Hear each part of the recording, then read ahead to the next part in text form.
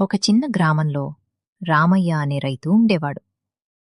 రామయ్య రోజంతా పొలంలో కష్టపడి తన కొడుకి చదువు కోసం అన్నీ త్యాగం చేశాడు.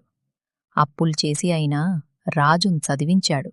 రామయ్య: రాజూ, నేను చదవలేకపోయాను, కాని నువ్వు బాగా చదివి మా గ్రామానికి గర్వంగా నిలవాల్రా. నాన్నా, నేను తప్పకుండా మీ కల నెరవేర్చుతాను. నా కొడుకు మంచి స్థాయికి వెళ్తే నా జీవితం సార్థకం. సంవత్సరాలు గడిచాయి.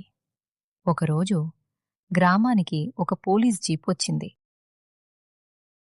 అందరూ ఆశ్చర్యంగా చూస్తుండగా ఆ ఆఫీసర్ జీప్ నుండి దిగారు. రామయ్య గారి ఇల్లు ఎక్కడుంది?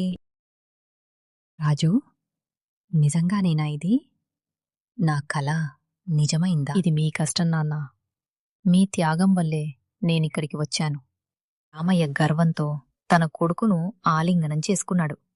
గ్రామం మొత్తం ఆ ఆనందాన్ని చూసి మురిసిపోయింది. తండ్రి కష్టం కొడుకి విజయంగా మారితే అదే నిజమైన సంతోషం.